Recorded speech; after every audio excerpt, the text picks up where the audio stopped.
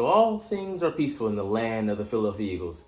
We're currently on the bye week, sitting at 8-1, and we have the best record in the NFL, and that means the NFC as well. So we're sitting pretty, watching people go to war while we're just sitting at home, relaxing, chilling, getting ready for December albums to drop of Christmas. But anyways, the Eagles, we'll see why they could hold on to that title and play to their strengths. Let's see. What's up? It's your boy Cintron coming back at you with another analysis video. And I kid you not, that's my real name. And let's look at this article. Eagles could ride these strengths to another NFC title. Definitely believe so, man. And we're gonna look at the positive and negative. They only touch on the positive, but I'm gonna look at the other side of the moon. Shout out to Pink Floyd. Anyways, QB1 here. Yeah, definitely a big reason. Yeah, there's no team with a better record than us right now. We're gonna be having a Super Bowl rematch. You know, that Super Bowl element is thrown out, but it's really just another measuring stick for us because they're the team that are the champions right now. We got to dethrone them. We won't have it in the regular season, but it'll be another step in the right direction for us. Let's see why we could do so. The offense is elite.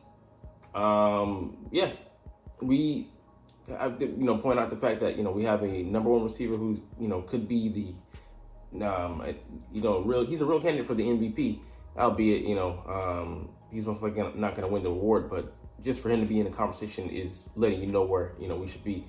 The best offensive line in the league. Yeah, you could say other people are playing better right now, maybe, but hands down, we're top 3 easily. One of the best quarterbacks in the game, top 5. I put him top 3 right now. His stats say he's the best, actually, this season right now. But one of the better 1-2 receiver punches and one of the best receiver rooms in the league right now. And then our tight end he's top 3 in the league. So I mean, there's so many things going for us. Offensive coach, Nick Sirianni, he leads the charge, and then our offensive coordinator, new this year, he still has us with these kind of stats. 28 points per game, second in the league. Yards per game, 376.8, second in the league, behind the Dolphins, and I also believe behind the Dolphins. First downs, 210, first in the league. Rushing yards, 1167, fourth. Third down percentage, 50%, first. Fourth down percentage, 76.5. I'm guessing it's leading them by a heavy margin. I think by 68.7% or something like that. First. Time possession, third. We hold on to the ball, but not just empty calories. We're doing something with it by, you can see that by looking at these points per game stats, as well as plays executed. That shows you that we're getting more chances than anything. But yeah, those are lofty stats, and this is with Brian. I'm gonna say Brian Flores, Brian Johnson, supposedly dragging this offense down. Yes, we do need to work on red zone efficiency. Went 3 for 3 in the red zone against the Cowboys at home, but other times, we've been at about, I want to say 60-something%, which is probably good for I think we have a top 10 red zone offense right now. If not, we're hovering around that, and we're going to get better as the year goes forward. But yeah, we have to be better, with turnovers. We're putting the ground on the ball too much, giving the defense chances. Against the turnover, the defense that produces a lot of turnovers, we didn't produce any. We had 3 fumbles. We were just fortuitous to get all of them back. Swift fumbled twice. One of them, innocuous because he didn't mean to run into A.J. Brown. A.J. Brown, I think, crossed his face, and he wasn't expecting that. But the other one, he got to take accountability for, which he did. He's like, my bad, guys. And he actually recovered his own fumble fortuitously. And then Jalen Hurts got sacked, but then the ball bounced right back into his hands. So I think he was able to pick it up. So we were fortunate with that. Tyler Steele recovered the other fumble. Fortunate that it didn't bounce into Dallas's hands. So a defense that's prone to make other teams turn the ball over, we held onto the ball. That was luck, in preparation, because we were prepared for those.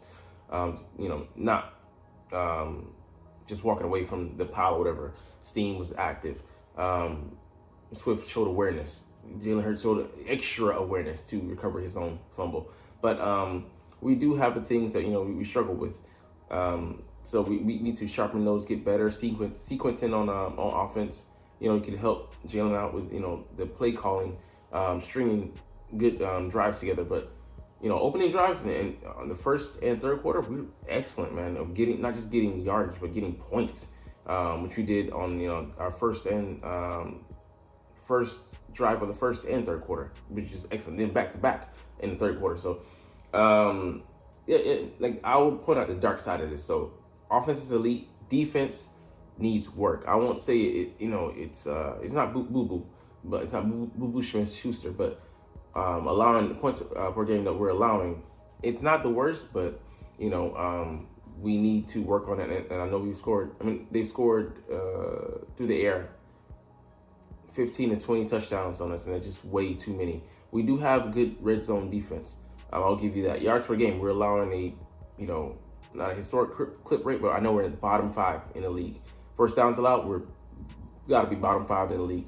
Rushing yards allowed, we'll get to that later. We're doing really well at that. Third down and fourth down, we got to get off the field. I know fourth down is going to be better. Dallas tried us, and they succeeded. So, rightfully, they're right to do so. But third down, man, we're allowing way too many of those. It was 3rd and 14th in against Dak, and we allowed him to extend a drive. Shameful, man. 4th and 3, we got to get off the field. Allowed them to extend the drive. Time of possession, I know teams aren't possessing it too well because, that also plays into the hand of our offense. We are able to get off the field and get the ball back to them. And they're most likely able to do damage, do something with it. Total plays allowed by the other team, I know we got to be probably not bottom, but probably the middle of the league. So there's a lot of things we got to work on, man, in both units. We have yet to play a complete game, and we're still 8-1. That's not to say, like I said, we have holes, and we need to fill those. We need to get better. But I believe some of the issues, especially in the slot, Bradley Roby will solve coming back. Hopefully he can stay healthy over the course of a season. But I'm glad that at the very least, silver lining, that Sidney Brown and Eli Ricks were able to get some snaps in the slot, albeit that's not where they're supposed to be, at least right now. But we'll see how it goes. We got to have another backup slot because Bradley goes down. It could be the Avonte Maddox situation all over again. We lose, our edge. But yeah, man, we make the most of all our positions. We've been the most productive offense aside from the Dolphins. You can see how up and down they are. Regardless of the opponents, the quality of the opponent, we are scoring. So it doesn't fucking matter. All right, the run defense is the best. Yeah, man, we're just clamping is down. Last year was a liability. We finished, I think, 16th overall while having the most sacks. And while it was great to, get those in bunches and be able to stymie teams and pin our ears back and control the game, it really hurt us in the Super Bowl and other games where we weren't able to stop teams from, having the ball, time of possession. Commanders use that against us. They used our game plan to beat us last year in our first loss. So we're able to do that to teams this year, making them one-dimensional. And then they're forced to pass, which they might most likely want to do, but they can't lean on the run game. They can't shorten games. They can't convert a lot of times on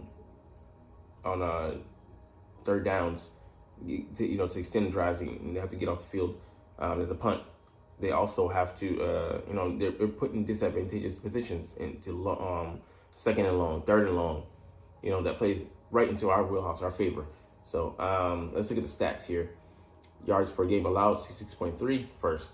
Yards per rush, 3.7, fifth. That's, anytime you're holding teams under 4, you're doing pretty well. Rushing TDs allowed, 3, second, excellent. Rushing first down, 33, man, that's super low. First. Run plays percentage 29. So we're keeping teams one-dimensional. Like I said, that it makes it easier to predict what they're going to do because they're just abandoning the run game, and most likely, they're going to have to lead on the pass anyway to get back in the game because they're most likely playing from behind with this Eagles offense, operating at its heights to some degree. And the best thing about it, we don't even have to load the box most times, which means we can put more guys in coverage. We can leave our safeties back to support, too high if we want to.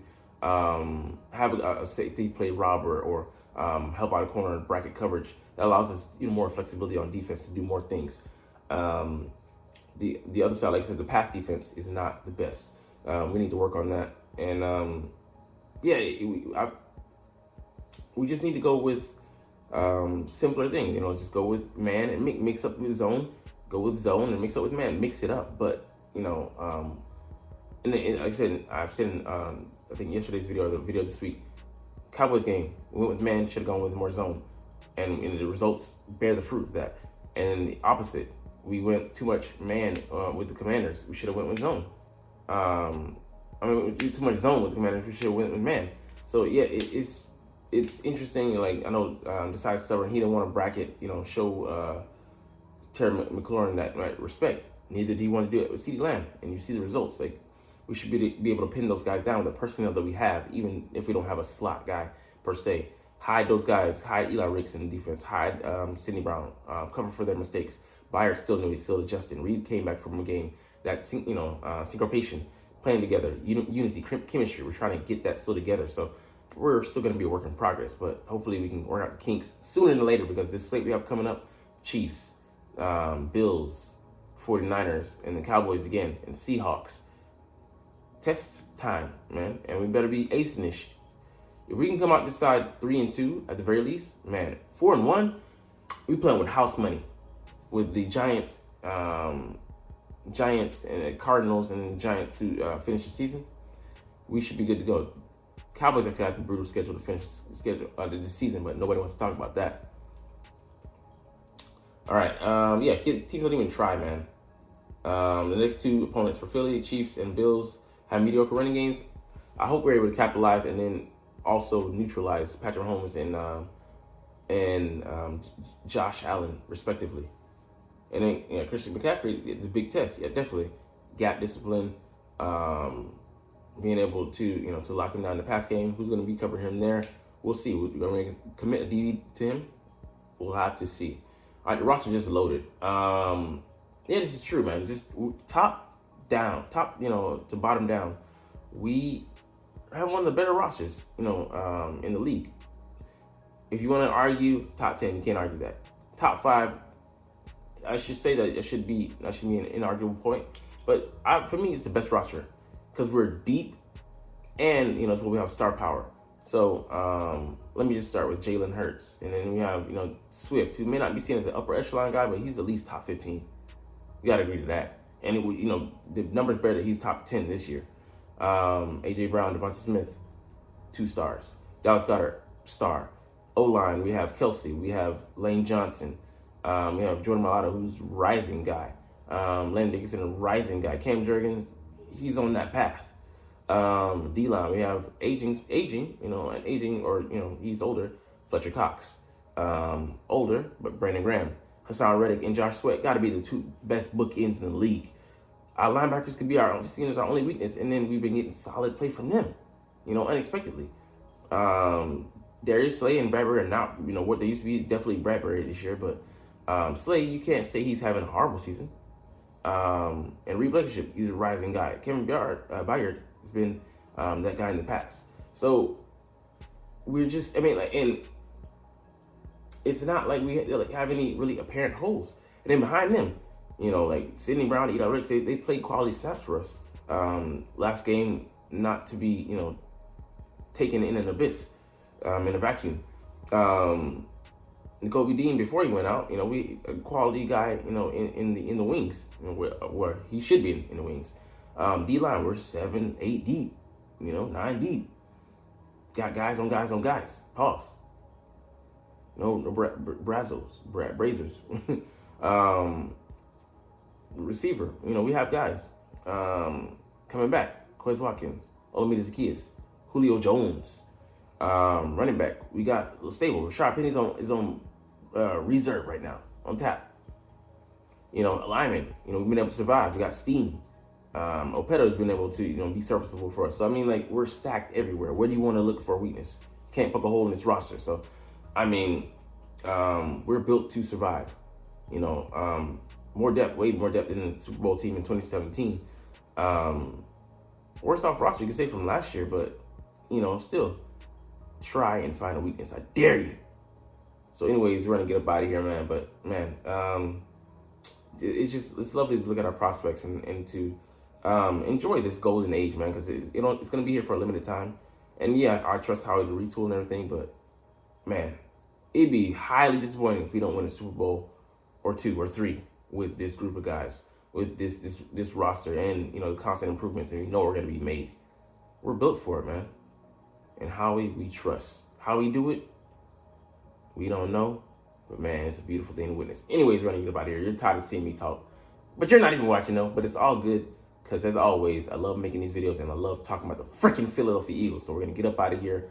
Yeah, shout out to you guys out there, the content creators. Love you guys. So yeah, as I always say, it's fly Eagles fly, and let's motherfucking go. Like, comment, share, subscribe. Thanks for watching. Check me out at Cintron, Cintron Anime, Cintron Life, or Cintron Laughs, or other social media.